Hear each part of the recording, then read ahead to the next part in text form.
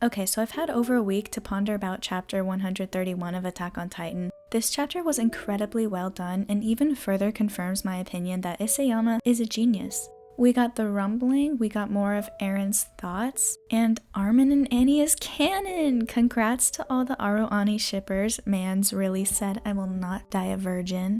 This chapter starts off with a little callback to the pickpocket boy that we meet in 123, who we learn is named Ramsey. The fact that Isayama brought him back and showed us more of his story just proves there's a reason for everything in Attack on Titan. Instead of just showing us random citizens getting killed by the rumbling, which is devastating enough, he shows us a kid that we have already spent time with. We have this connection with them that gets deep into this chapter, which makes their deaths even more heartbreaking. I find the parallel between Ramsey and Eren quite interesting because both of them are trying to save the people they love, but at a great cost. Ramsey is sacrificing his hands and his life, whereas Eren is sacrificing his humanity. He became a devil for the people that he loves.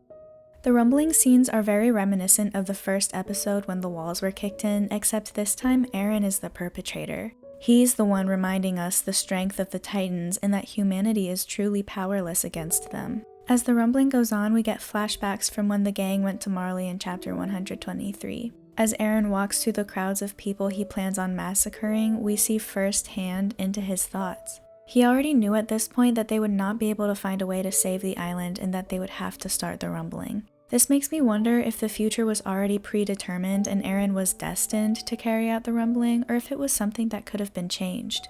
It was made to seem in previous chapters that it was Eren's plan all along, but he's also stated multiple times that this was already decided from the start. Either way, it's obvious that Eren is conflicted about what he will end up doing, and that he's not some heartless monster after all. As Eren walks on, he sees Ramsey getting beat up by some old men for stealing. We get this very emotional scene between the two because of how conflicted Eren is. He feels like an imposter for saving this child when he's just gonna end up killing him anyways. After saving him, Eren proceeds to have a breakdown, crying and apologizing to Ramsey for what he's gonna do in the future. He tells him that the outside world was not what he had hoped for all these years. He was broken when he learned that the freedom he dreamed of never existed. This moment is something that we saw in a memory fragment, and it proves that Eren really does value human life, and his breakdown shows how badly he did not want it to come to this. He has seen the future memories, and he knows that there's no other solution, and in his head, the rumbling is the only option left to save the people that he loves.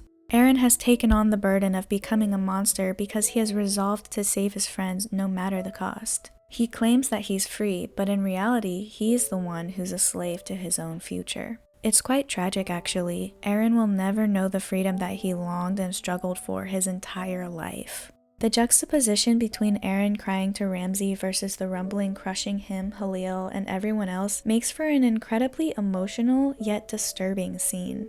As Ramsey is being crushed, we see founder Ymir's shadow, which means that she's no longer in paths. I wonder if this means that someone else will need to take her place there, someone like maybe Eren. Eren would truly be trapped if that was the case, but I personally think that the Titan powers will be destroyed by the end, so I hope that doesn't happen. Next we see Eren as a child embracing the view of freedom. I'm assuming this is Eren from the past viewing the rumbling from paths. He's getting this childlike joy from seeing the view that he had always longed to see, but I wonder if he actually understands what's happening, that the only way for him to be free is to steal that freedom from everyone else. But Armin understands, and this is who we see next. I would love to see more Armin and even Mikasa talking to child Eren in paths. Maybe they'll show him that what he's doing is wrong. They were supposed to be free together, but not like this. Our paths moment didn't last long because Armin gets pulled back into reality by Annie. This quiet, cute scene between these two is completely opposite of the rumbling that we just witnessed. I'm actually very happy that we got this scene, but I've seen some people saying that Armin only likes Annie because of Bertholdt's memories. Maybe that's true, but it's also possible that they're Armin's feelings alone. After all, Falco and Porco didn't gain feelings for Historia even though they have Ymir's memories, and Eren doesn't have feelings for his mother even though he has his dad's memories. Let's hope. So Armin tells Annie that the outside world was much different than what they were expecting, but unlike Eren, Armin still has hope that the world that they dreamed of still exists. Armin, in my opinion, has always been symbolic of hope. Speaking of symbolism, I would like to talk about the birds. Birds in Attack on Titan have always played a very important role as well. The first shot in the entire show was birds flying over the wall. The Survey Corps are considered the hope of mankind, and their insignia is the wings of freedom. When our main characters finally made it to the beach, birds were the first shot. Basically, birds are used for a lot more than just overhead transition shots. They're symbolic of freedom because from the moment they're able to take flight, they can go anywhere in the world, and Eren has always been envious of that. I've seen some interesting theories floating around about Eren being able to look through the eyes of birds and see through their perspective. We've seen certain memory fragments from Eren's point of view that he wasn't there for. For example, the very first time we see Falco, he's reaching up to the sky telling a bird to fly away. Eren was nowhere near here, but a memory fragment shows the exact point of view that the bird would have seen. This could be possible through the founding Titan powers in the coordinate. Maybe birds are connected to paths somehow. I wasn't going to talk about this theory, but the bird flying straight up to Armin in 131 just made me feel like it wasn't a coincidence. So maybe this bird is Eren checking in on Armin, making sure he's not biffing his chance with Annie. Now that's what I call a wingman.